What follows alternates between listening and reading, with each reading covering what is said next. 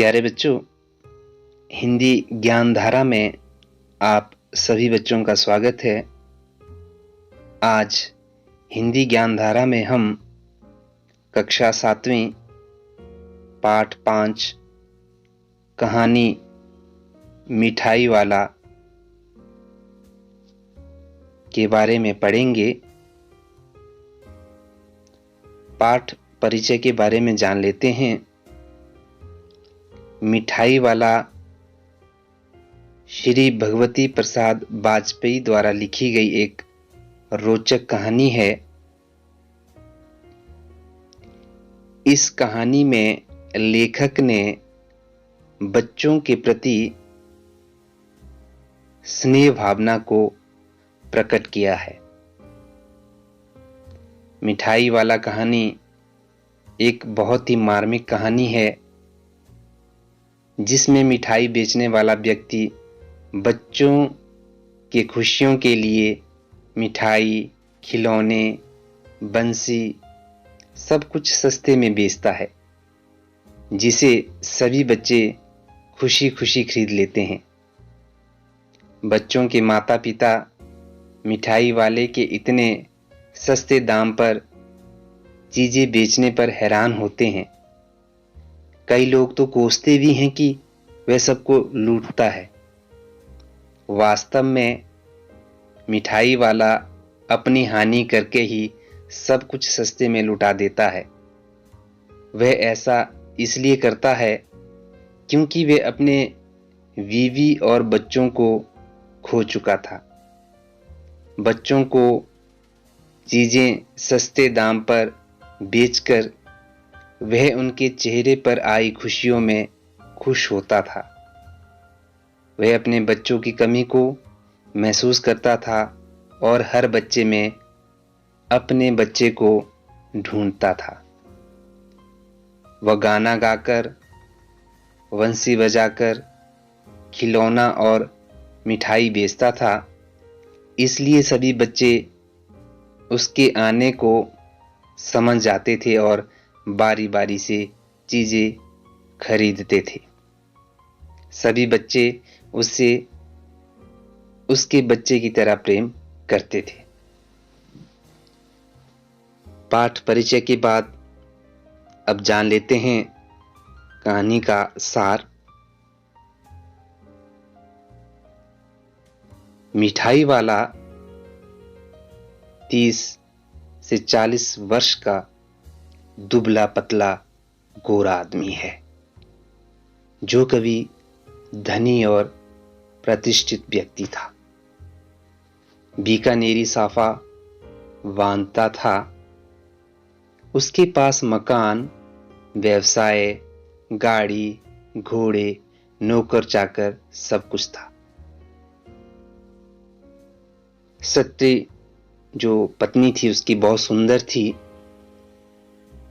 बच्चे सोने के सजीव खिलौने की तरह थे। विधाता की लीला देखिए कि सब कुछ समाप्त हो गया। मिठाई वाला अपने उन्हीं बच्चों की खोज में निकला। उसने सोचा आखिर कहीं ना कहीं तो वे उसे जन्मे ही होंगे।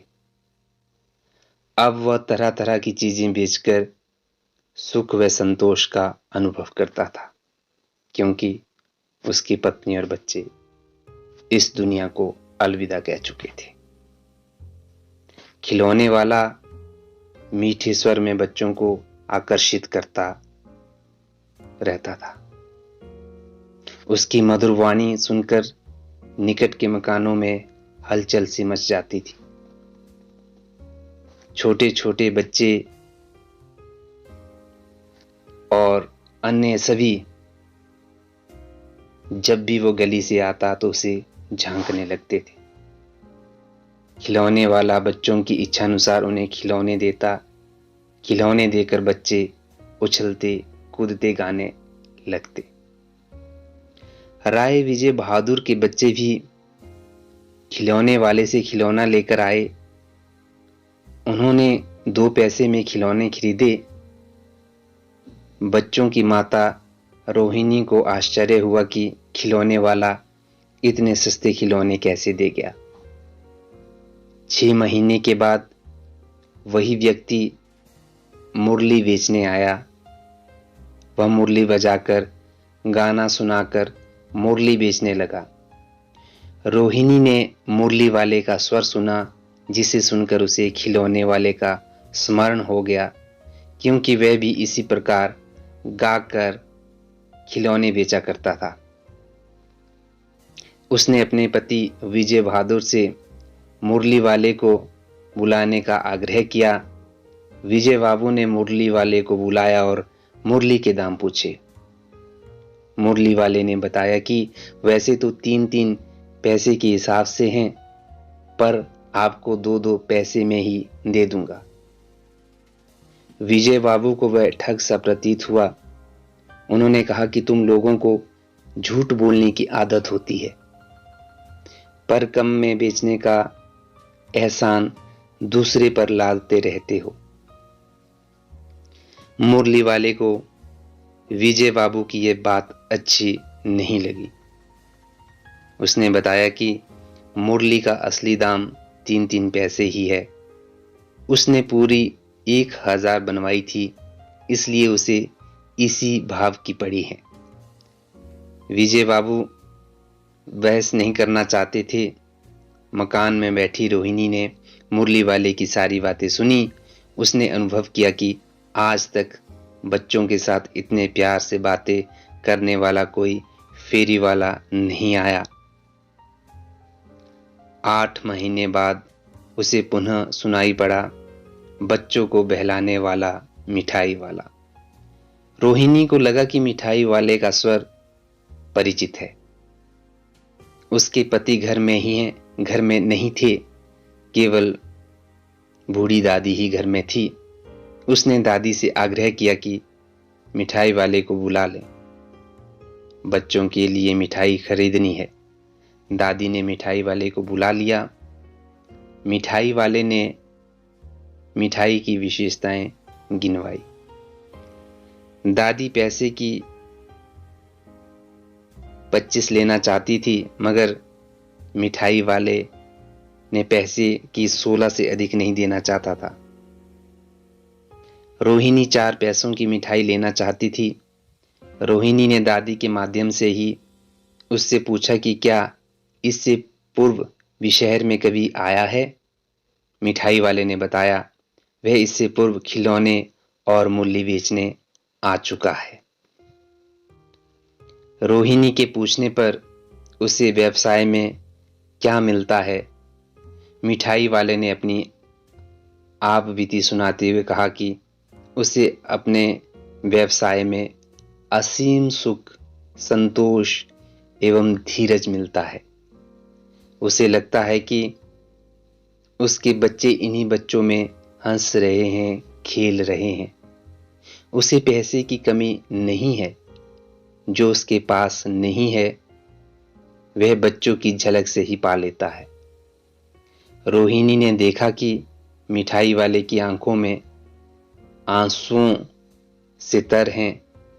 तभी चुन्नू मुन्नू आ गए। वह मिठाई लेने की जिद करने लगे। मिठाई वाले ने 2 थैलियां मिठाइयों से भरी चुन्नू मुन्नू को दे दी और उनके पैसे नहीं लिए।